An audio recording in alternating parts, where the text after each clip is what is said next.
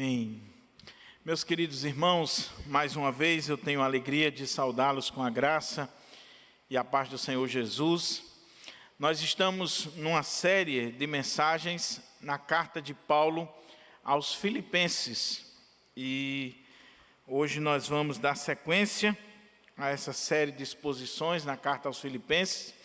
Então eu convido a igreja, aqueles que estão conosco também na transmissão, para abrirem as suas Bíblias na carta de Paulo aos Filipenses, no capítulo 2. Carta de Paulo aos Filipenses, capítulo 2, versículo 12 até o versículo 18. É o texto para a nossa reflexão neste momento. Filipenses 2, 12 a 18. O tema da nossa mensagem será desenvolvendo a nossa salvação. Desenvolvendo a nossa salvação. Diz assim a palavra do Senhor. Carta de Paulo aos Filipenses, capítulo 2, verso 12 a 18. Eu estou lendo aqui na Nova Almeida Atualizada. A Bíblia do púlpito que a gente utiliza aqui nas mensagens de Marcos é a ARA, a Almeida Revista Atualizada. Essa aqui é uma revisão da ARA, é uma revisão do português, um português mais atualizado, tá bom? Então, diz assim a palavra de Deus. Assim, meus amados, como vocês sempre obedeceram, não só na minha presença, porém muito mais agora na minha ausência, desenvolvam a sua salvação com temor e tremor, porque Deus é quem efetua em vocês tanto querer como realizar, segundo a sua boa vontade. Façam tudo sem murmurações nem discussões, para que sejam irrepreensíveis e puros, filhos de Deus inculpáveis, no meio de uma geração pervertida e corrupta, na qual vocês brilham como luzeiros do mundo, preservando a palavra da vida. Assim, no dia de Cristo, poderei me gloriar de que não corri em vão, nem me esforcei inutilmente.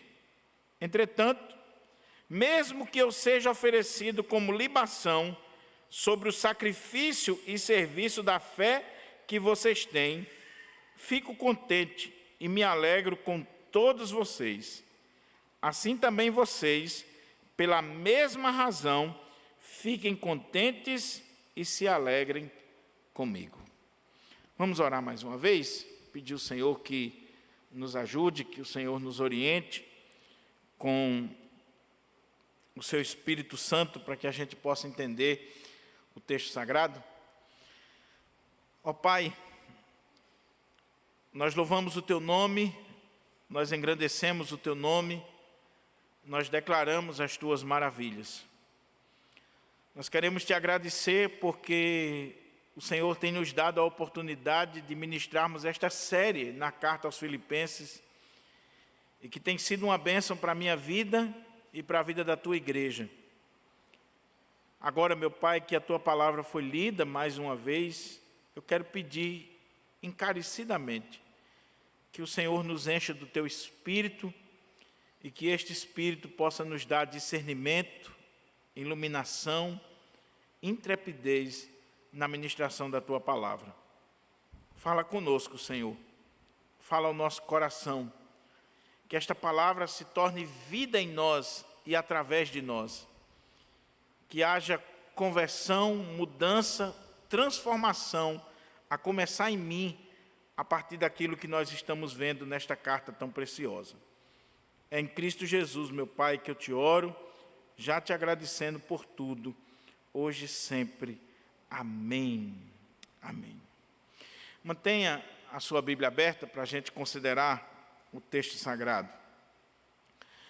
Na mensagem anterior, nós chamávamos a atenção dos irmãos para o exemplo de Cristo, o capítulo 2, do verso 1 a 11, Paulo começa exortando aqueles irmãos, a igreja de Filipos, de que uma vez que havia exortação em Cristo, que havia comunhão no Espírito, havia entranhados afetos de misericórdia, eles deveriam buscar viver em unidade, viver uma vida realmente digna do Evangelho, e com isso eles estariam alegrando o apóstolo Paulo mais e mais.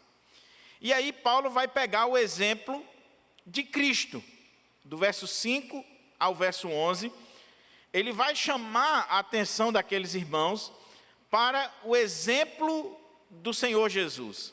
E nós temos aqui o texto talvez mais importante da cristologia, que é esse texto de Filipenses 2, do 5 a 11, quando fala da humilhação de Cristo e da exaltação de Cristo. Que ele mesmo existindo em forma de Deus, ele não usou como usurpação o ser igual a Deus, antes humilhou-se a si mesmo, assumindo a forma de servo e sendo obediente até a morte e morte de cruz. E o texto diz que Deus o exaltou sobremaneira e lhe deu um nome que está acima de todo nome, para que ao nome de Jesus se dobre todo joelho no céu e na terra e debaixo da terra. E nós ressaltávamos que Paulo está pegando o exemplo de Cristo aqui, para aquela igreja, porque é o principal exemplo para todos nós.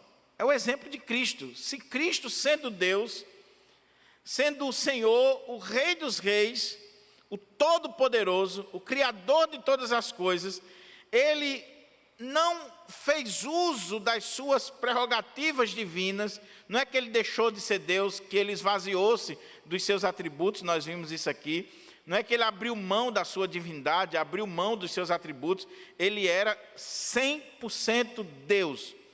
O que Ele abriu mão foi das prerrogativas, dos privilégios. Ele não fez uso, Ele não usurpou, Ele não roubou os privilégios desse cargo.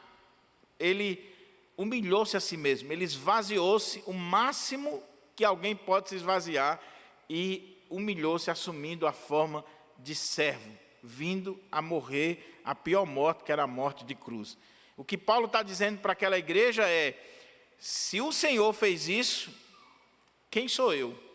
Quem são vocês para não fazermos o mesmo? Se o Senhor Jesus, Ele se quebranta a tal ponto, Ele se humilha a tal ponto, quem sou eu? Quem é você? Para querer fazer uso de algum tipo de privilégio, de prerrogativa, e não buscar a unidade da igreja.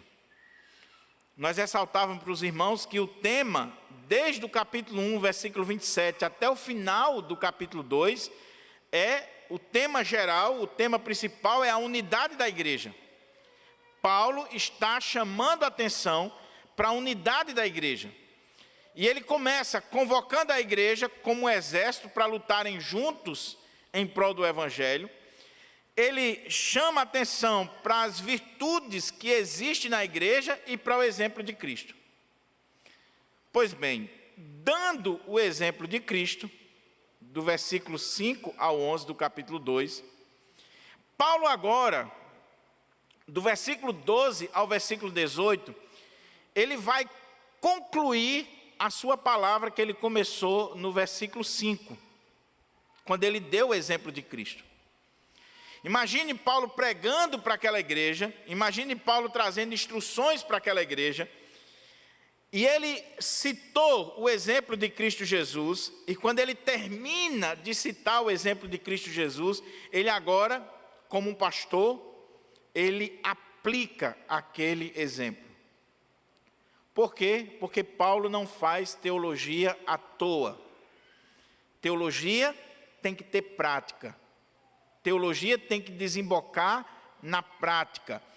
Não adianta de nada você conhecer profundamente a teologia, você conhecer a cristologia e todos os temas da teologia sistemática, se isso não está, de certa forma, no seu dia a dia. se isso não está redundando em prática na sua vida, é simplesmente um conhecimento vazio e que vai lhe condenar. Pode te levar para o inferno. Porque a teologia, ela tem que ser a mãe da ética. Ela tem que ser prática na nossa vida. Ela tem que desembocar em uma vida diferente. Então, cuidado, meu irmão, quando você for aquele cara apaixonado por teologia. Por exemplo, a mocidade aqui da nossa igreja está se reunindo todo sábado à tarde para estudar a teologia sistemática de R.C. Sproul. E louvado seja Deus por isso. Nós louvamos a Deus por isso, porque a moçada está estudando, está buscando conhecimento, está se preparando. A pergunta é, ok, já estão no 5º ou 6º capítulo da teologia sistemática de R.C. Sproul. O que isso tem provocado na sua vida? Qual é a mudança? Qual é o impacto? Isso tem feito você orar mais, ser mais crente, evangelizar mais, ser uma pessoa diferente ou não? Ou é simplesmente discussão teológica? Então, Paulo não é um teólogo vazio. Paulo é um teólogo prático. Paulo não está escrevendo teologia para vender livros. Paulo está fazendo teologia no ambiente da igreja, no contexto da igreja. E ele está fazendo teologia como um pastor. Todo pastor precisa ser teólogo, mas nem todo teólogo é pastor. Todo pastor precisa ser teólogo, ele lida com teologia, ele lida com doutrina. Pastor que não gosta de teologia errou a vocação. Agora, nem todo teólogo é pastor. Tem o teólogo de gabinete, tem o teólogo que está discutindo coisas que não têm relevância nenhuma para a vida do povo de Deus, para a vida da igreja. Então, após Paulo tratar desse tema profundo da teologia sistemática, que é o tema da cristologia, as duas naturezas de Cristo, a natureza divina, a natureza humana, como é que essas naturezas se relacionam. Após ele tratar dessa doutrina tão interessante que é da kenose, do esvaziamento de Cristo, que até hoje intriga os teólogos, até que ponto Cristo se esvaziou, como é que foi isso? Isso é motivo de debate, foi motivo de concílios na história da igreja. Então Paulo está dando um show aqui de teologia, porém, ele conclui a sua reflexão teológica com aplicação prática, chamando a atenção para a prática. Versículo 12, olha como é que ele começa aqui, versículo 12. Esse texto pode ser dividido em 3 partes, para a gente compreender melhor. Verso 12 e 13, verso 14 ao 16, depois o verso 17 e 18. Olha o que é que diz o versículo 12 e 13, para a gente ver aqui Paulo aplicando a doutrina à vida. A cristologia de alta grandeza que ele acabou de ensinar, ele aplicando para a vida da igreja. Ele diz assim: assim, meus amados, como vocês sempre obedeceram, não só na minha presença, porém muito mais agora na minha ausência, desenvolvam a sua salvação com temor e tremor, porque Deus é quem efetua em vocês tanto querer como realizar, segundo a sua boa vontade. Opa, esse texto aqui já tem coisas importantíssimas para nós meditarmos. É um texto profundo, um texto extremamente teológico e extremamente prático, porque ele está aplicando a doutrina. Primeira coisa que chama a atenção é que ele diz assim: assim, meus amados. Em outras versões, como por exemplo a Ara ou a Corrigida, assim, pois, meus amados irmãos. No original, você pode colocar aqui exatamente essa conjunção, ou seria melhor traduzir o início dessa frase como de maneira que. Ou esse pois aí vai nos ajudar. A Nova Almeida aqui deixou a gente um pouco na sombra, mas a atualizada, nesse aspecto aqui, ajuda, porque diz assim: assim, pois. O pois liga o que Paulo está dizendo agora com o que ele disse anteriormente. Então esse assim, pois, faz eu pensar, o que é que ele disse anteriormente, para que eu entenda o que ele está falando agora. E a outra coisa que é interessante é que ele começa dizendo, meus amados irmãos ou meus irmãos. Como eu disse, é um pastor teólogo falando com a igreja, e ele vai exortar a igreja, ele vai chamar aqueles irmãos à responsabilidade, porém ele faz isso com amor e com doçura. Meus amados irmãos, ou meus amados. Isso deve nos fazer refletir, principalmente nós que somos pastores. Quando nós vamos exortar a igreja de Deus, quando nós vamos chamar a igreja de Deus à ordem, nós precisamos fazer isso com amor e demonstrando amor para com a igreja. A igreja precisa saber que o pastor está chamando a sua atenção, que o pastor está exortando ela, porque ele ama, são amados irmãos. Nós não podemos esquecer isso. Por isso que Paulo diz, assim, meus amados, ou assim, pois, meus amados irmãos.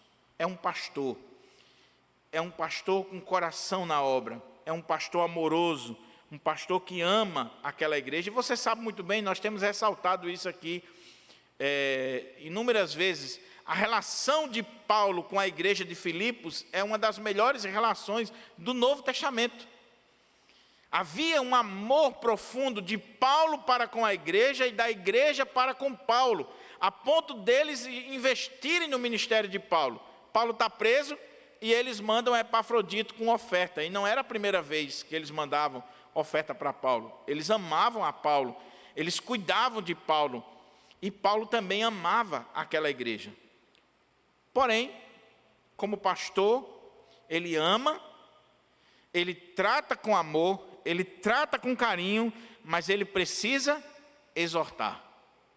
Ele precisa chamar a casa à ordem. Lembra que o problema daquela igreja, lembra da perícope, capítulo 1, 27, até o final do capítulo 2, o tema geral é a unidade da igreja. Havia um risco da igreja de Filipos se dividir, por causa de adversários de fora, que estavam se filtrando, e também de irmãos da igreja, principalmente duas irmãs da igreja, que estavam em conflito dentro da igreja. E Paulo vai chamar aqueles irmãos a atenção. Então ele diz assim, assim, meus amados, como vocês sempre obedeceram, não só na minha presença, porém muito mais agora na minha ausência, desenvolvam a sua salvação com temor e tremor. Por isso que eu coloquei o tema da mensagem, desenvolvendo a nossa salvação. Qual é o ponto aqui? Paulo está dando uma ordem para aquela igreja.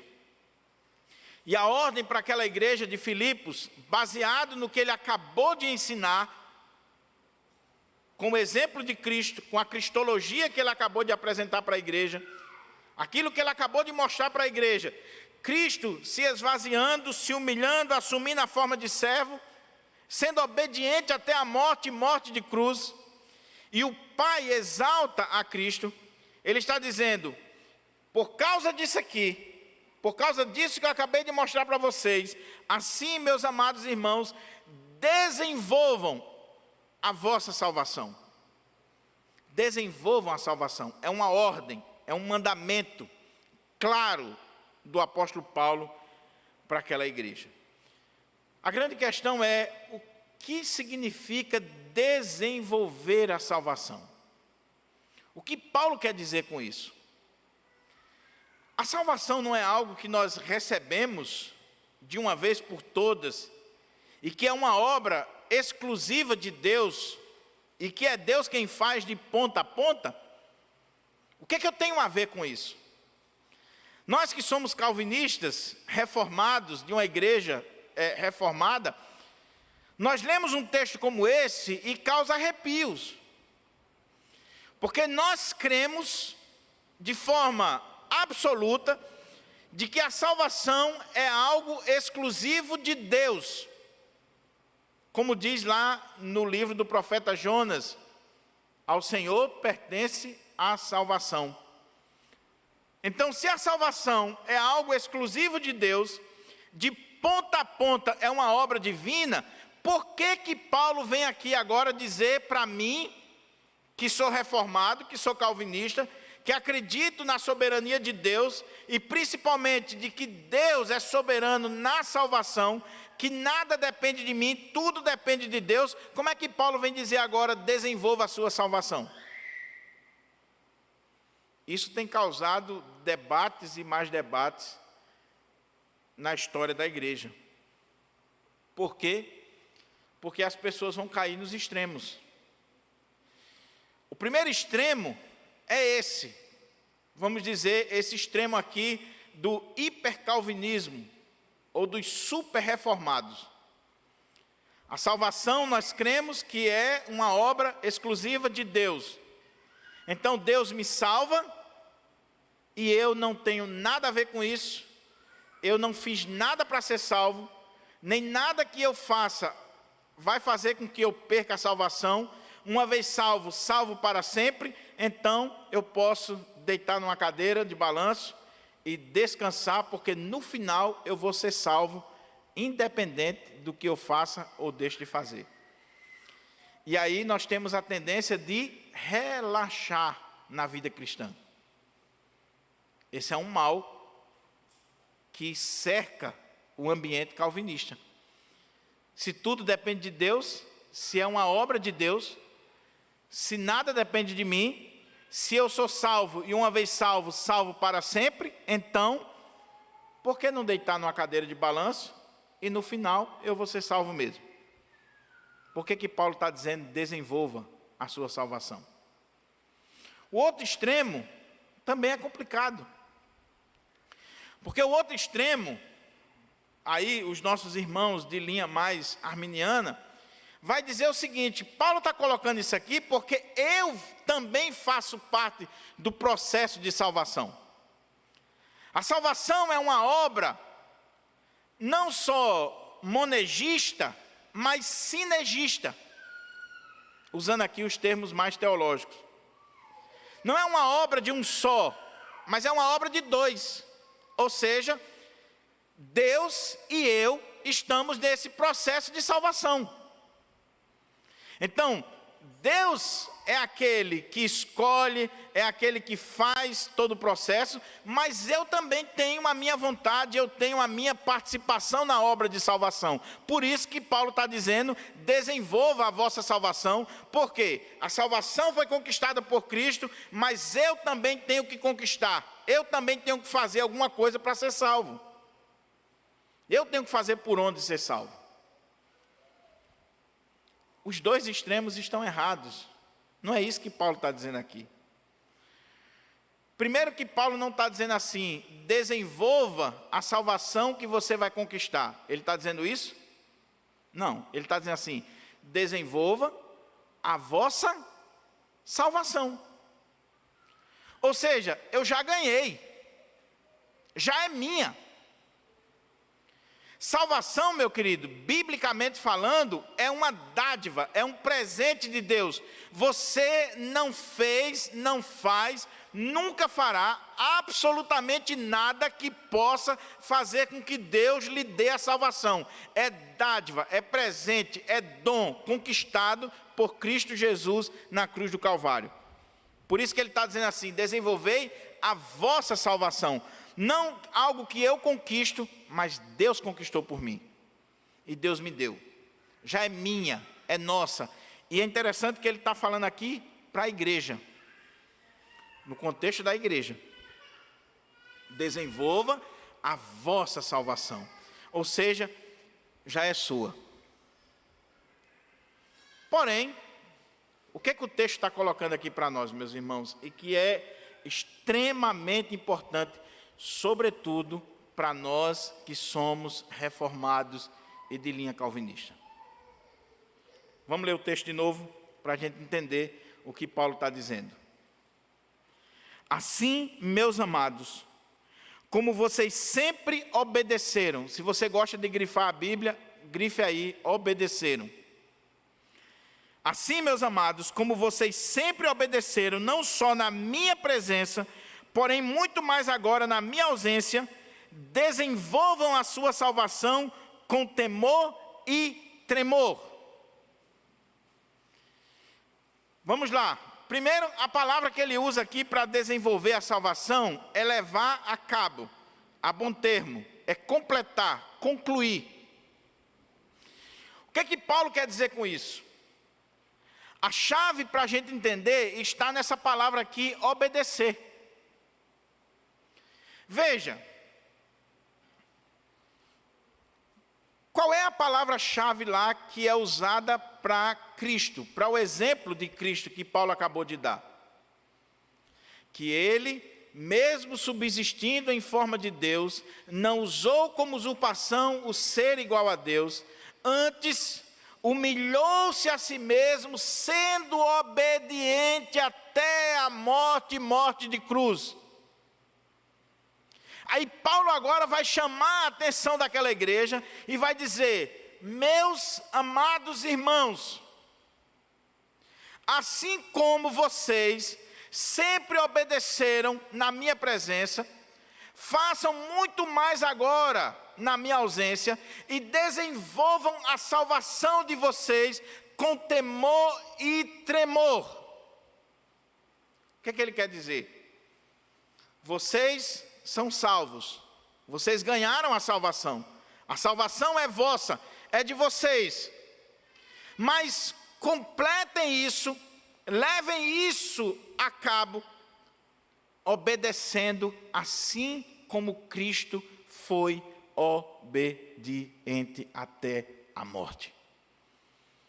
O que Paulo está dizendo para aquela igreja, para aqueles irmãos, é que eles vão desenvolver a salvação deles, eles vão levar essa salvação até o final, eles vão concluir esse processo à medida que eles forem obedientes, não só na sua presença, porém muito mais agora na sua ausência. E qual é o exemplo que eles têm de obediência? Cristo Jesus.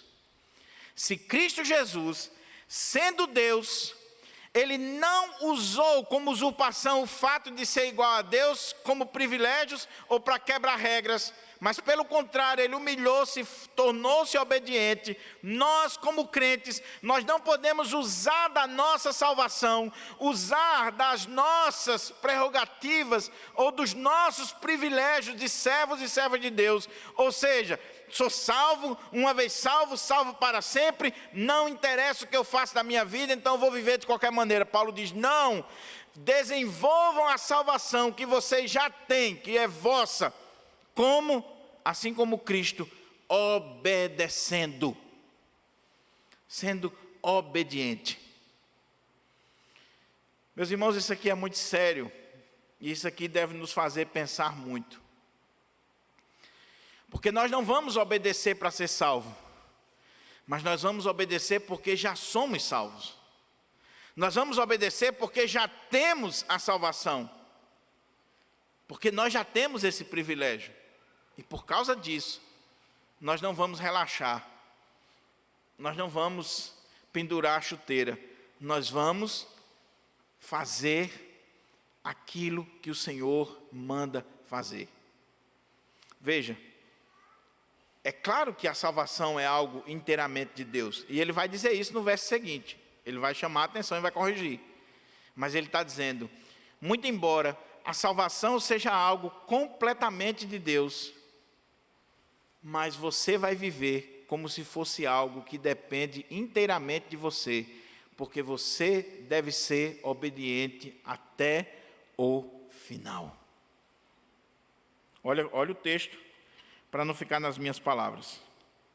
Assim, meus amados, como vocês sempre obedeceram. Aquela igreja sempre foi obediente, e os teólogos se dividem aqui, se era obediência a Paulo ou obediência a Cristo. no final não faz muita diferença, porque Paulo obedecia a Cristo. Se a igreja obedecia a ele, estava obedecendo a Cristo. Então ele está dizendo assim: assim, meus amados, como vocês sempre obedeceram, não só na minha presença, porém muito mais agora na minha ausência, desenvolvam a salvação de vocês. Ele pega o exemplo de obediência de Cristo e traz para a prática daquela igreja, daqueles irmãos. Igreja de Filipos, vocês não podem se dividir, vocês não podem estar dando lugar ao pecado, vocês devem ser obedientes. Seja eu estando aí ou não estando, vocês devem continuar sendo obedientes. E com isso, vocês estão desenvolvendo a salvação de vocês. Como? Aí ele diz: com temor e tremor. Sabe qual é a ideia de temor e tremor? Você já teve essa experiência de tremer na presença de Deus? Você já parou assim algum dia para refletir na grandeza de Deus, na majestade de Deus, da obra de Deus, a ponto de isso produzir em você um temor tão grande que causa tremor em você? Lembra de Isaías? Quando ele esteve na presença do Senhor, ele disse: ai de mim, estou perdido. Eu sou um homem de lábios impuros e habito no meio de um povo de impuros lábios, e os meus olhos viram o Senhor. Quando a gente olha para a Bíblia, meus irmãos, nós vemos exemplos de temor e tremor. Em resumo, o que Paulo está dizendo é: meus irmãos, vocês são salvos, vocês receberam a salvação, é vossa, é uma dádiva, é um presente de Deus. Mas não pense que é uma coisa estática. Não. Não pense que no processo de salvação vocês são simplesmente passivos. Recebi e acabou. Não. Vocês receberam a salvação, vocês herdaram a salvação, então desenvolvam ela como? Sendo obedientes e com temor e tremor. Ou seja, com seriedade. Meus irmãos, como isso aqui é sério.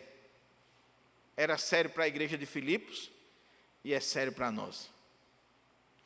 Como eu disse, esse pecado aqui é um pecado que ameaça os calvinistas. Porque a gente tem aquela ideia de descansar na soberania de Deus e descansando demais, achando que aquilo que eu faço, aquilo que eu digo, a maneira como eu vivo, não vai fazer diferença. E o que Paulo está dizendo aqui é que faz diferença sim. Se você é salvo, se você foi alcançado, se você herdou a salvação do Senhor, isso deve provocar em você um desejo de desenvolver a salvação, de levar essa salvação. Você é salvo, está sendo salvo e será salvo. E você tem esse desejo de desenvolver a salvação a cada dia, com temor e tremor, ou seja, com seriedade. Se você tem noção, meu irmão, de fato, do que é ser um filho de Deus, se essa noção vir na sua cabeça, do que é carregar o nome de Deus sobre você, eu tenho certeza que se você parar para pensar sobre isso, muita coisa vai mudar na sua vida. Muita coisa vai mudar na sua vida. Se você parar para pensar, eu fui alvo desse plano gracioso, maravilhoso, muita coisa vai mudar na sua vida. O que Paulo está tratando aqui é aquilo que os teólogos chamam da seguinte forma: nós somos salvos, nós estamos sendo salvos e nós seremos salvos. Nós já fomos salvos da culpa do pecado. É indiscutível isso.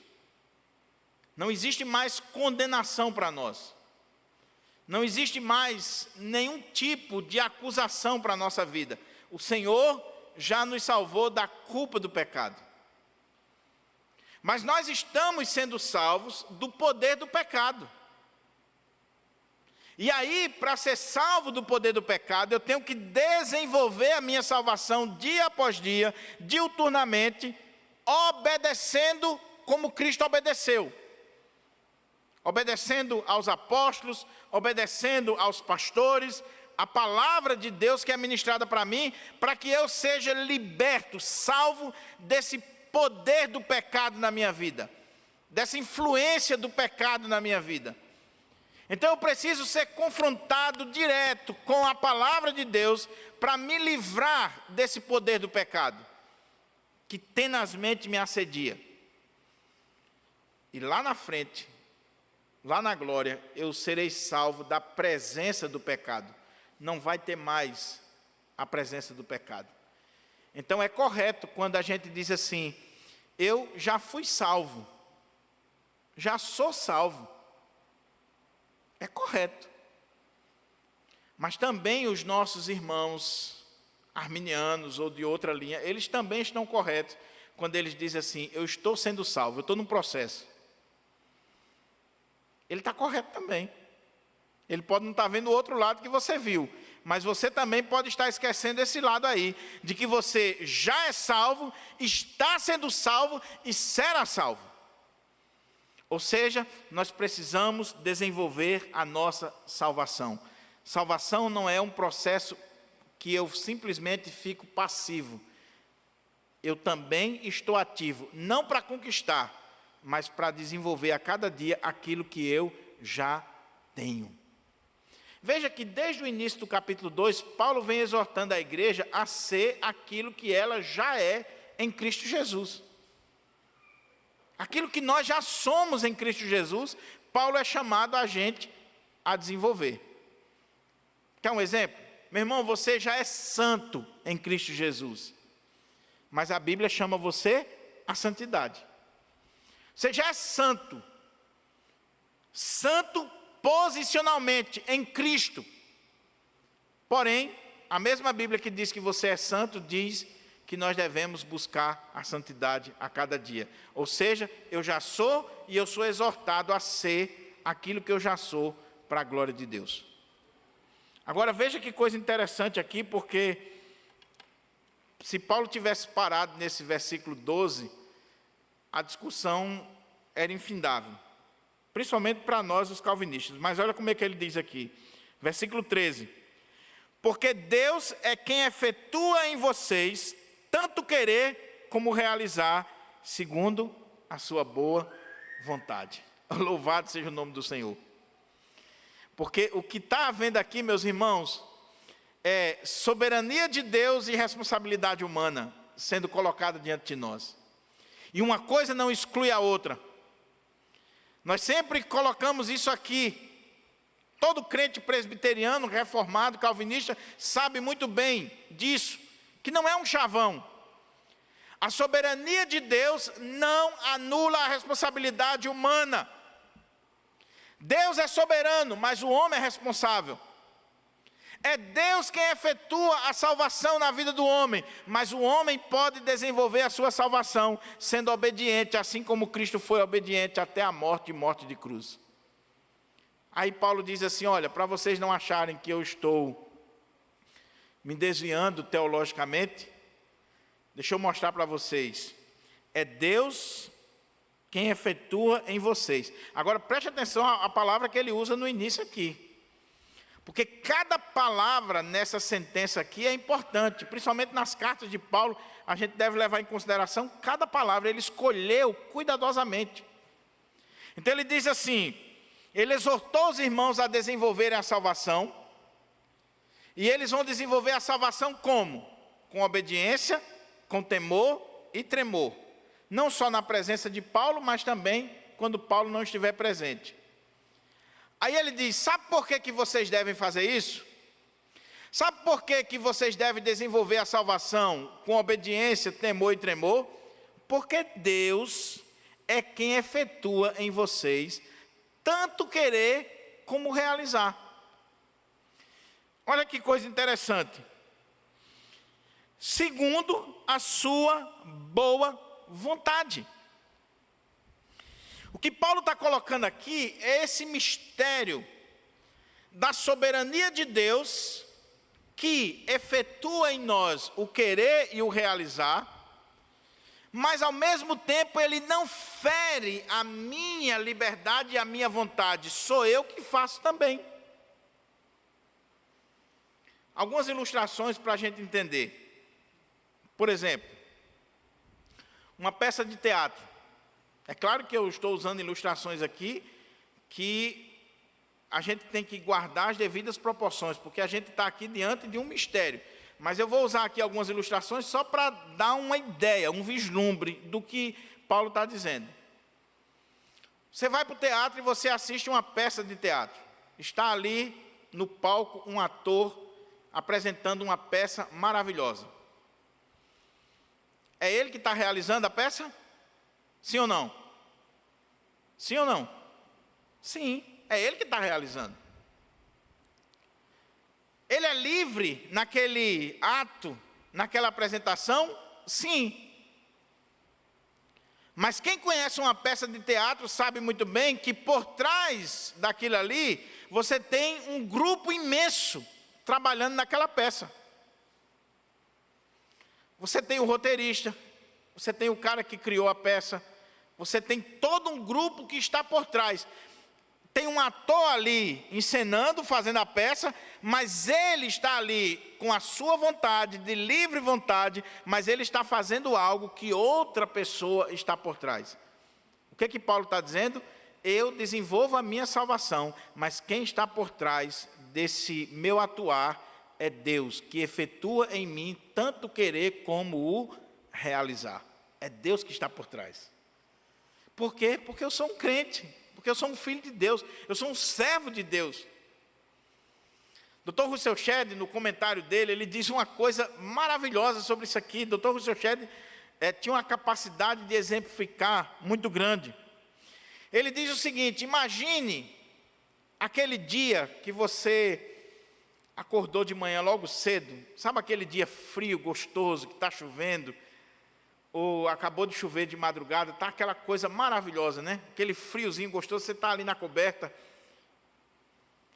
Você quer se levantar, meu irmão? Fala a verdade, você quer se levantar nesse dia? Você não quer se levantar. Mas você tem uma autoridade sobre a sua vida, que são seus pais. E aí seu pai chega para você, ou sua mãe, e diz assim: levanta que está na hora da escola. Meu Deus. E aí a mãe dá aquela palavra, e você vira para o outro lado e faz de conta que nem ouviu. Eu acredito que só eu fazia isso. Mas o pai e a mãe que tem autoridade sobre a sua vida, vai chegar um momento que ele vai dar uma palavra de ordem e você vai entender que você tem que se levantar, querendo ou não. E você vai agir por causa daquela ação, daquela autoridade sobre a sua vida. É mais ou menos isso que Paulo está dizendo aqui. É Deus quem efetua em nós o querer e o realizar, mas somos nós que nos levantamos da cama, que trocamos de roupa, que fomos fazer a higiene pessoal e que vamos sair. Você fez, mas teve alguém que tinha autoridade sobre a sua vida. É claro que esses exemplos são muito pequenos para a gente entender isso aqui, a soberania de Deus. Eu concordo com um professor que eu tinha no seminário, que ele dizia que quando a gente está tratando da soberania de Deus e da responsabilidade humana, é como que fosse as duas linhas do trem. Elas vão aqui. Há momentos em que lá na frente elas se cruzam, elas fazem curvas, e quando você olha assim com um olhar bem no horizonte, você vai ver que mesmo sendo duas linhas, lá na frente você vê como que elas se juntassem. É esse mistério. Mas o que Paulo está exortando àquela igreja é: meus irmãos, não fiquem deitados numa cadeira de balanço, achando que porque Deus salvou vocês, e porque vocês são salvos, e uma vez salvos, salvos para sempre, vocês estão livres, vocês são passivos simplesmente, vocês não têm nada a ver com essa salvação. Vocês têm sim. Assim como Cristo foi obediente, vocês devem obedecer. E outra coisa, com temor e tremor, com seriedade. Não brinque com as coisas de Deus. Aí ele vai aplicar agora o que ele acabou de dizer. Ele falou da soberania de Deus, da responsabilidade do homem, e ele vai aplicar isso para a igreja de Filipos. Versículo 14 até o versículo 16, ele vai fazer essa aplicação e ele vai dar alguns motivos por que aqueles irmãos devem desenvolver a salvação nesse aspecto da obediência, tendo Cristo como exemplo e fazendo isso com temor e tremor, e não só na sua presença, porém muito mais agora na sua ausência. Deixa eu fazer aqui uma observação que eu não posso deixar de fazer. Eu ia esquecendo, mas eu não posso deixar de fazer. O que Paulo está dizendo aqui, meus irmãos, é tão atual que às vezes até assusta. Meu irmão, não seja crente somente na frente do seu pastor ou da igreja. Por favor. O que Paulo está dizendo para aquela igreja de Filipos é: meus irmãos, meus amados irmãos, vocês obedeceram quando eu estava aí, vocês tinham um respeito por mim, vocês tinham um carinho por mim, vocês obedeciam quando eu estava aí, vocês procuravam viver uma vida digna do Evangelho de Cristo. Meu irmão, eu não estou presente, mas continue fazendo. Continue fazendo. Meu querido, você tem que ser crente, não é só na frente do pastor, nem do seu pai, da sua mãe, do presbítero. Você não pode ter duas caras não, meu irmão. Você não pode ter uma coisa aqui na igreja e outra coisa lá fora não. Vamos acabar com essa dicotomia que existe hoje na igreja, da gente fazer uma diferenciação entre sagrado e profano. O templo é sagrado, lá fora é profano. Isso é catolicismo medieval, meu irmão. Tudo é sagrado. Não existe essa história de que aqui na igreja eu não posso contar determinada piada, mas lá fora eu posso. Na frente do pastor eu não posso contar uma determinada piada, mas se o pastor não tiver, eu posso. Eu tenho uma roupa que eu uso para a igreja e outra roupa que eu uso para o mundo. Não existe isso, meu irmão. Você tem que ser obediente em todo tempo, em toda hora. É isso que Paulo está chamando a atenção daquela igreja. Porque muitas vezes nós somos obedientes só na presença das autoridades. Na frente do pastor, uma santidade maravilhosa. Às vezes, nós que somos pastores, a gente se constrange de ir na casa de determinados irmãos, porque você vê nitidamente que o ambiente ali está sendo um ambiente hipócrita. Hipócrita. Você tem que ser a mesma pessoa, meu irmão. Do jeito que você se comporta aqui, você tem que se comportar lá no seu trabalho, você tem que se comportar na escola, você tem que se comportar na rua. A mesma piada que você conta na minha presença, você tem que contar quando eu não estou, senão tem alguma coisa errada. É tipo marido e esposa. O cara na frente da mulher, ele não fala com as meninas da igreja. Aproveitando aqui. Na frente da mulher dele, ele não fala com as meninas da igreja. Aí quando a mulher dele não está, ele brinca com as meninas, conversa, conta piada. Ou vice-versa, a irmã também. Na frente do marido, ela não fala com homem nenhum da igreja. O marido não está, ela é toda feliz. Hipocrisia, meu irmão, que história é essa? Do mesmo jeito que eu converso com Belinha aqui, sem a minha esposa estar presente, eu converso com a minha esposa presente. Eu não posso mudar. Se mudar, tem alguma coisa errada. Tem alguma coisa errada. O que Paulo está dizendo aqui é: sejam íntegros, fiéis. O pastor estando presente ou não estando. A autoridade religiosa estando presente ou não estando. Estando na cidade que você é crente ou não estando. Deixa eu contar um exemplo de pastores para você entender, para não dizer que eu estou aqui só com um cajado nas ovelhas. Não. A palavra é para você e é para mim. Uma vez eu li uma história muito interessante. Um pastor de uma igreja, ele viajou para outra cidade. E a gente tem aquela impressão quando você está fora, né? Ninguém está lhe vendo, ninguém lhe conhece. É até difícil isso. Mas o pastor achou que estava distante da cidade dele, da igreja dele, da família, da mulher. Ele achou que podia viver de qualquer jeito. E aí ele chegou diante de uma recepcionista e começou a jogar o charme e dar uma cantada na menina, no hotel. Aí, à medida que ele foi jogando o charme, a menina disse assim: pastor, o senhor me ganhou para Jesus há não sei quantos anos atrás e agora quer me levar para o inferno? Cuidado, meu irmão, seja crente, porque o seu pastor pode não estar, o conselho da igreja, o presbítero pode não estar, mas Jesus está te vendo. Quando você senta para assistir um filme, Jesus está com você. Quando você entra em determinados lugares, Jesus está com você. Então, o seu pastor pode não estar lá, mas Jesus está.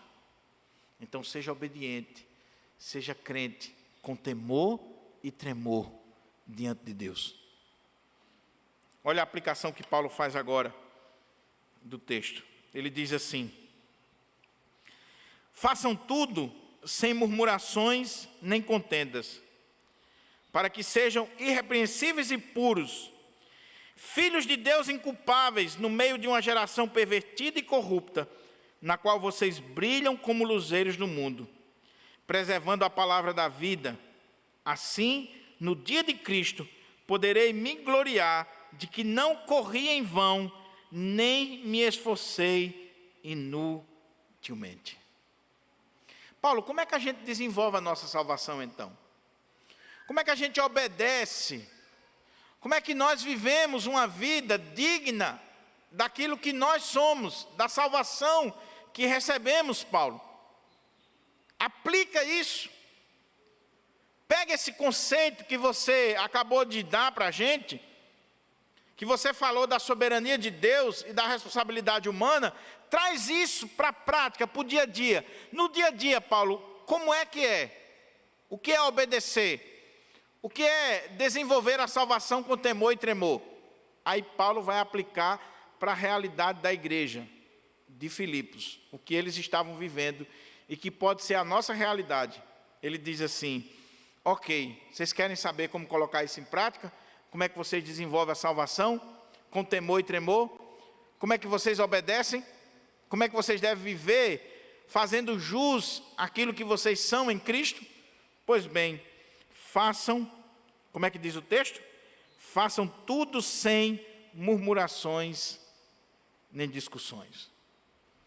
E Paulo agora vai pegar exemplos do Antigo Testamento. Ele tanto vai usar Moisés, o Pentateuco, como ele vai usar o profeta Isaías. Ele vai pegar o exemplo do povo de Israel que murmurou, que contendeu, que era um povo briguento, era um povo que murmurava, reclamava de tudo. Então, provavelmente era exatamente isso que estava acontecendo na igreja de Filipos, senão Paulo não tinha falado. Paulo está dizendo: meus irmãos, vocês são salvos, vocês são crentes, vocês são filhos de Deus, vocês são igreja do Senhor Jesus Cristo, vocês já receberam a maior dádiva, a maior bênção que é a salvação. Então desenvolvam essa salvação, vivam à luz dessa salvação, meus irmãos. Obedeçam como Cristo obedeceu, vivam com temor e tremor. Como, Paulo? Vamos fazer o seguinte: acaba a murmuração aí. Vamos acabar essa conversa fiada, essa reclamação entre vocês. Tudo para vocês não presta. Vamos acabar com essa murmuração no meio do povo de Deus. Isso vai dividir a igreja. Lembra que o tema geral da perícope é unidade da igreja? Murmuração vai dividir a igreja, meu irmão. Vai causar contenda. Então, façam tudo sem murmuração e contendas. Começa na murmuração, começa na reclamação, coisinha pequena. Vai murmurando. Murmurar é falar baixinho, cochichar. É aquele, vai semeando a murmuração no meio da igreja de Deus. Daqui a pouco, contenda. Contenda. Oh, meu querido irmão, cuidado com isso. Cuidado com murmuração. Se você está insatisfeito com alguma coisa na igreja, vá à pessoa. Fale com ela. Se é o pastor, se é o conselho, se é a junta diaconal, a sociedade interna, vá até com a pessoa. Mas não fique murmurando, falando mal, criando contenda no meio do povo de Deus. Disse-me disse. Faça jus à sua salvação. Você é crente, você é um servo de Deus, você é salvo em Cristo, reformado de verdade.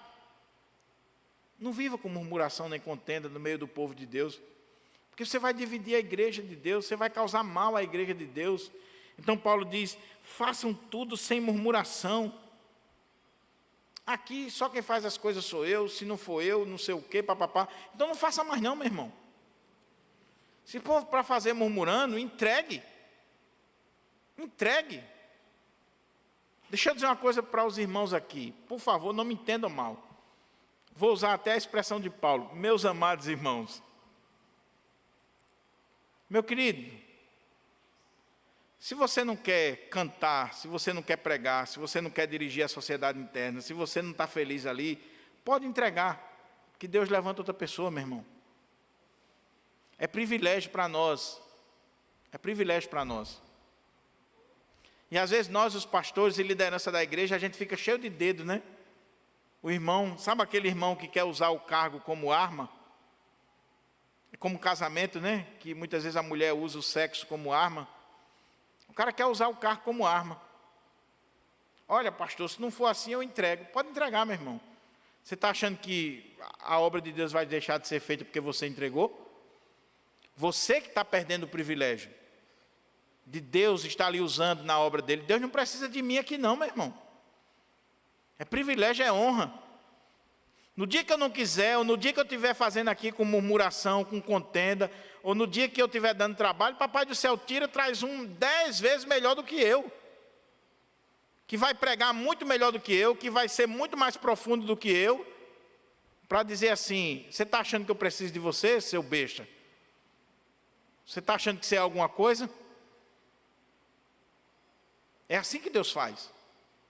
Ah, não, porque só eu aqui. Que história é essa, meu irmão? Deus tem vários profetas ainda para usar. Não é só você não, mané. Deus pode usar mais. Deus tem pessoas muito mais inteligentes do que você, mais preparadas do que você, que vai fazer um trabalho muito maior do que você, mas Ele está lhe dando a honra, a graça, o privilégio de ser usado por Ele. Então agradeça, não murmure, não crie contenda, não crie bagunça. Se não quer, peça para sair. Peça para sair. Ó, não dá para mim, meu irmão, estou fora. Ok, meu querido, vamos orar para Deus levantar outro. Mas não crie contenda no meio da igreja de Deus. Lembra do que eu falei lá atrás, do conselho do pastor antigo? Meu filho, no dia que você descobrir que você é o problema da igreja, que você está sendo exatamente o motivo de divisão na igreja, cai fora de lá. Cai fora de lá. Vá para bem distante. Então Paulo diz, faça tudo sem murmuração e contenda. Aí ele diz, olha que coisa interessante, meus irmãos, que agora é só aplicação. Para que sejam irrepreensíveis e puros. Quando você age da forma correta, sem murmuração, sem contenda, você vai ser um crente irrepreensível. Ninguém vai ter motivo de repreender você, chamar sua atenção. E outra coisa, você vai manifestar pureza, santidade. Aí ele diz, filhos, olha como é que diz o texto aí, filhos de Deus inculpáveis no meio de uma geração pervertida e corrupta, na qual vocês brilham como luzeiros no mundo. Preste atenção nisso aqui, meu irmão. O que Paulo está dizendo é o seguinte, meus queridos, vocês, preste atenção, vocês são, em Cristo, filhos de Deus, mas vocês precisam ser filhos de Deus inculpáveis, puros, santos. Porque não venha com aquela história, sou filho de Deus, sou filho do rei, mas vivo como filho do capeta. Aí o cara olha assim e diz, filho de Deus você, meu irmão? Você pode ser filho do diabo, mas de Deus nunca. Você não tem uma vida de santidade, você não tem uma vida que condiz com o título de filho de Deus. E outra coisa, ele diz, vocês brilham como luzeiros no mundo. Ele está usando uma palavra lá de Isaías, que fala que a nação de Israel, o povo de Deus, deve ser como luzeiros, estrelas a brilhar nas trevas, nesse mundo. O que Paulo está dizendo é, meus irmãos, vocês são salvos em Cristo, é uma obra de Deus, é obra exclusiva de Deus. Agora, vocês devem viver em obediência, em santidade, vocês devem desenvolver a salvação, não só porque vocês têm que viver como filhos de Deus, puros, inculpáveis, mas vocês têm uma tarefa evangelística. Vocês têm um testemunho a dar diante dos homens, vocês são como luzeiros do mundo, as pessoas estão olhando para você, olhando para a sua vida, olhando para o seu testemunho, olhando para as suas palavras, olhando para a maneira como você se comporta. Oh, meus irmãos, eu sei que parece um chavão, mas já está constatado aí, comprovado, que boa parte dos empresários não querem crente trabalhando para eles. Porque é a turma que dá mais trabalho. E principalmente se o chefe for outro crente. Aí pronto, aí ele confunde tudo, ele acha que está no domingo à noite na igreja. Dê testemunho, meu irmão. Lá no seu trabalho, você tem que ser o primeiro a chegar. Você tem que cumprir as tarefas. Você tem que ter uma linguagem sadia, um comportamento diferenciado, porque você é luz. Você é luzeiro nesse mundo. Você está ali como um filho de Deus, representando o seu Senhor. Lembra da mensagem lá do capítulo 1? Quando ele disse viver de modo digno lá, é como um soldado romano que prezava pela honra da cidadania romana, do nome que estava sobre ele, do Império Romano e do imperador. Lembra do discurso do brigadeiro da aeronáutica que eu falei, da formatura, que chegou para os oficiais, não foi ninguém que me disse, não, eu estava presente nessa formatura, e ele disse assim, a partir de hoje vocês estão recebendo essas divisas, esses emblemas, vocês estão sendo promovidos a oficiais da Força Aérea, a partir de hoje vocês não podem frequentar todo tipo de lugar, vocês não podem estar conversando qualquer coisa na rua, vocês não podem se vestir de qualquer maneira. Vocês representam a Força Aérea Brasileira. E o cara falando assim com autoridade, com convicção do que estava dizendo. O que Paulo está dizendo aqui é, vocês são luzeiros de Cristo no mundo, vivam, dando testemunho de Cristo Jesus. Vivam como filhos de Deus, que o nome de Deus não venha a ser blasfemado por causa de você, meu irmão. O ímpio não venha fazer chacota do nome de Deus e da igreja de Deus por causa de você. Como a turma diz aí, né? Rapaz, se for para ser crente como fulano, eu sou mais eu. Eu sou mais crente do que esse aí. E crente desse tipo aí, o inferno está cheio, o diabo está devolvendo. Dê testemunho de vida. Dê testemunho. Seja luz, seja filho de Deus inculpável. Mas caminhando aqui para a nossa conclusão, olha o que ele diz. Na qual vocês brilham como luzeiros no mundo, preservando a palavra da vida, ou a palavra que produz vida. Que palavra é essa, meu irmão? O Evangelho. Preservem o Evangelho, a palavra da vida, a palavra que produz vida. Você é salvo, você é crente, você conhece o Evangelho da graça, o Evangelho de Cristo Jesus. Viva preservando isso, à luz do Evangelho. Aí ele continua para aquela igreja. Assim, no dia de Cristo, poderei me gloriar de que não corri em vão, nem me esforcei inutilmente. Paulo está dizendo, meus irmãos, desenvolva a salvação de vocês. Igreja de Filipos, Paulo era o fundador daquela igreja, Paulo era o pastor daquela igreja, e agora era o pastor emérito, pastor de honra daquela igreja, e ele está dizendo, meus irmãos, vivam de modo digno do Evangelho, desenvolva a salvação de vocês, vivam como filhos de Deus inculpáveis, como luzeiros nesse mundo, preservem a palavra da vida, o Evangelho de Jesus Cristo. Sabe para quê? Para que eu tenha de que me gloriar e que eu não haja corrida em vão. Que eu olhe para trás na minha vida. Paulo está preso, irmão, por causa do Evangelho. Paulo está ali naquela prisão de Roma, não é fazendo turismo, não. Paulo não chegou em Roma como um turista, não. Paulo chegou ali algemado, preso, está prestes a receber a sentença de morte. Aí ele recebe Epafrodito com oferta da igreja, com informações daquela igreja, e apesar da igreja ser uma igreja amorosa, uma igreja que era bênção da porta para fora, como a gente viu aqui, a igreja dentro estava começando a se digladiar. Os irmãos estavam começando a bater de frente com o outro, a murmurar, a ter contenda. A SAF da igreja tinha 2 irmãs que não se falavam, que no dia da reunião da SAF, aquela irmã não ia, se ela soubesse que a outra estaria presente. Aí Paulo diz, meus irmãos, não façam isso. Por favor, não façam isso. Eu quero no dia de Cristo, eu quero me gloriar de não ter corrido em vão.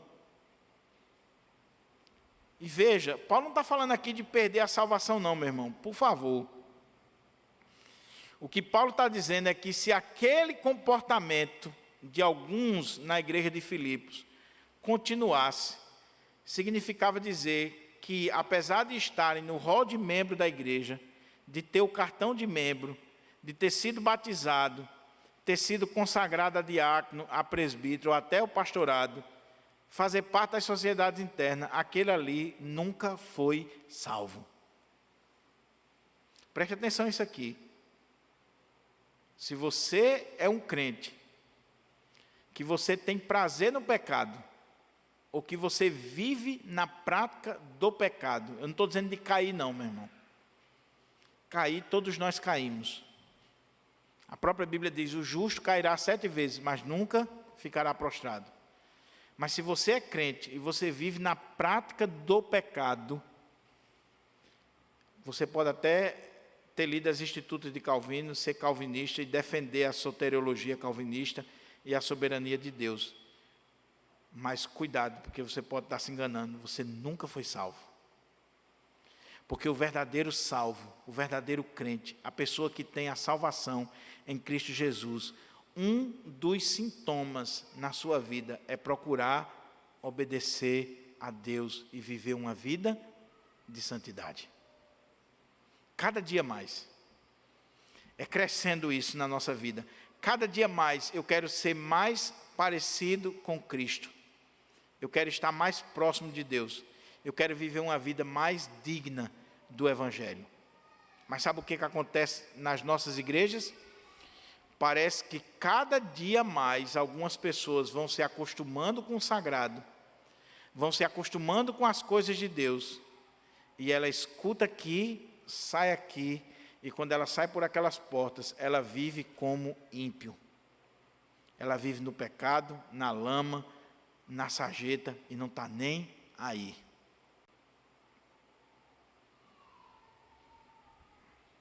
Um colega Uber disse que estava trabalhando de madrugada, e aí estava lá naquela região da Ribeira. Aí aqueles prostíbulos da beira do cais, 2 e pouco da manhã, a pessoa pediu um Uber, o cara foi passar no Uber para pegar, aí viu um irmão da igreja entrando no prostíbulo, diácono de igreja, oficial de igreja, de madrugada nos prostíbulos. Pode ser um crente, E aí precisa ser exortado, precisa ser corrigido. Mas pode ser também que seja mais um rato de igreja que está se enganando domingo após domingo, porque escuta e não pratica. O que tem de rato de igreja não é brincadeira. O cara está na igreja porque ele descobriu que é um ambiente legal, é um ambiente social, porque ele veio atrás das meninas da igreja, porque ele está com outras intenções, mas não porque ele é um convertido em Cristo Jesus. Paulo está dizendo, meus irmãos, eu não quero ter corrido em vão. Por favor, não faça isso comigo. Meus irmãos, você consegue enxergar aqui, Tiagão, um pastor que está aflito, exortando a igreja com amor, e dizendo assim, meus irmãos, vamos viver uma vida digna do Evangelho, meus irmãos. É amor aqui, meu irmão. Aqui não é um déspota falando, aqui não é um pastor querendo ser melhor, aqui é um pastor amoroso, dizendo assim, igreja de Filipos, vamos viver de modo digno do Evangelho. Não confundam as coisas, não descansem de forma irresponsável na soberania de Deus. Vivam desenvolvendo a salvação de vocês. Mas aí ele conclui dizendo assim, entretanto, ele acabou de dizer, meus irmãos, vivam assim, para que no dia de Cristo eu não tenha corrido em vão. Entretanto, independente do que vocês fizerem, independente do que possa acontecer, ele diz, entretanto, mesmo que eu seja oferecido como libação sobre o sacrifício e serviço da fé que vocês têm, fico contente e me alegro com todos vocês. Paulo agora vai usar a linguagem do sacrifício. A oferta de libação era o cálice que era consagrado ao Senhor. Apresentava-se a oferta e muitas vezes apresentava-se um cálice de vinho como um sacrifício, uma oferta de libação ao Senhor, ou outras especiarias. Paulo está dizendo, eu vivi a minha vida e eu vivo a minha vida consagrada ao Senhor, como uma oferta, como um sacrifício. E mesmo que eu venha morrer, e eu não veja o que eu acabei de dizer, mas eu já estou satisfeito. Sabe por quê? Olha como é que ele diz. Entretanto, mesmo que eu seja oferecido como libação sobre o sacrifício e serviço da fé que vocês têm, fico contente e me alegro com todos vocês. Eu já estou alegre com o que aconteceu aí. Paulo tinha plantado a igreja, Paulo tinha visto a conversão de Lídia, a conversão do carcereiro, Paulo viu a libertação daquela jovem demoniada, Paulo viu coisas extraordinárias acontecendo em Filipos. Ele diz, mesmo que eu seja apresentado agora como um sacrifício, como uma oferta de libação, ele está falando aqui da morte, ele está usando aqui uma linguagem eufêmica, para se referir à sua morte. Mesmo que eu venha morrer e eu não volte aí a estar com vocês, eu já estou feliz. Eu já estou feliz, porque a minha vida foi uma vida consagrada ao Senhor. Mas aí ele dá a última razão para aqueles irmãos desenvolverem a salvação. Aí ele diz assim, assim também vocês, pela mesma razão, fiquem contentes e se alegrem comigo. Igreja de Filipos, eu estou dizendo isso aqui para vocês, não é para humilhar vocês. Eu estou dizendo isso aqui, não é para me colocar como um déspota sobre vocês. Eu estou dizendo isso aqui para que vocês se alegrem comigo. Eu quero ver essa igreja caminhando, eu quero ver essa igreja unida, eu quero ver essa igreja fortalecida, eu quero ver vocês, como ele disse no capítulo 1, lutando juntos pela fé evangélica, ombro a ombro, como um exército, vivendo de modo digno do Evangelho, resplandecendo como luzeiros nesse mundo, vivendo como filhos de Deus inculpáveis, obedientes a Cristo, tendo como exemplo Cristo Jesus. Eu quero ver vocês uma igreja forte, pujante, vibrante, para a glória de Deus. Se alegrem comigo, se alegrem comigo. Eu concluo, meus irmãos, dizendo que nós, como igreja do Pirangi, vamos viver isso aqui. Não adianta, meu irmão, você está vindo para a exposição de Filipenses simplesmente por um assentimento intelectual. Ah, eu vou lá porque é uma carta que nós vamos estudar, porque o pastor Diogo está expondo. Meu irmão, não adianta você conhecer os meandros dessa carta, a profundidade teológica, você discursar muito bem sobre o capítulo 2, versos 5 ao 11, o texto que fala da humilhação e exaltação de Cristo, você conhecer a cristologia, se isso aqui não está mudando a sua vida, não está provocando mudança em você, não adianta eu estar pregando aqui para vocês e isso aqui não está fazendo diferença na minha vida, como pastor, como pregador, como crente, como filho de Deus, eu preciso estar mudando a partir do que eu estou ensinando aqui para vocês. Eu estou pregando para você, estou pregando para mim. Muita coisa que Paulo tem falado aqui para aquela igreja de Filipos, está confrontando meu ministério, está mudando a minha visão ministerial, está ampliando os horizontes do meu pastorado, está mostrando como eu preciso melhorar em muitas áreas do meu ministério pastoral. Então, meu querido irmão, minha querida irmã, eu queria que você saísse daqui nesta tarde, ou você que está assistindo, lendo esse texto mais uma vez e dizendo assim: Senhor, me dá a graça de aplicar esse texto na minha vida. Me dá a graça de desenvolver a minha salvação, que o Senhor já me deu, essa dádiva, esse presente, essa honra. O Senhor me fez filho teu. Então, Senhor, agora me ajuda a viver como filho. Me ajuda a viver à luz do teu evangelho. Não deixa, Senhor, que eu venha desonrar o teu nome. Eu concluo com aquilo que aquele autor alemão, um grande teólogo, um grande estudioso, Dietrich Bonhoeffer, não sei se a pronúncia é essa, tem gente aqui que conhece alemão, depois me ensina aí. Mas ele não sabe meu nome, eu também não sei o dele direito, então não tem problema não. Mas eu chamo Dietrich Bonhoeffer. No livro dele, Discipulado, ele abre aquele livro dizendo e chamando a atenção para a graça barata. E ele diz que nós vivemos o perigo da graça barata. O que é graça barata? Em suma, é você achar que a graça de Deus lhe dá liberdade para você viver no pecado. É você achar que existe graça, perdão, sem arrependimento, sem mudança de vida, sem conversão, sem transformação. É o que tem acontecido nas nossas igrejas. Pede perdão, no outro dia está fazendo a mesma coisa. É disciplinado, ao invés de se corrigir, no outro dia está fazendo a mesma coisa. E ainda diz assim: mas Deus me conhece, Deus sabe das minhas fraquezas, Deus sabe que eu sou assim mesmo. É verdade, Deus lhe conhece. E Ele sabe que você é ímpio e não justo.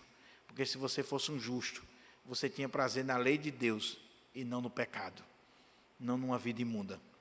Você tinha prazer no Senhor. Não estou dizendo que você não peca, mas quando você peca, você chora, você se envergonha, você se quebranta, você se humilha. Como Jesus se humilhou, você não tem vergonha de se humilhar. Agora, quando você é ímpio, aí você não se quebranta, você não chora, você não tem tristeza pelo pecado. Que Deus nos ajude, que Deus aplique essa palavra no nosso coração, que eu e você saiamos daqui nesta tarde, desenvolvendo a nossa salvação, com temor e tremor, para a glória de Deus. Vamos ficar de pé, para a gente orar?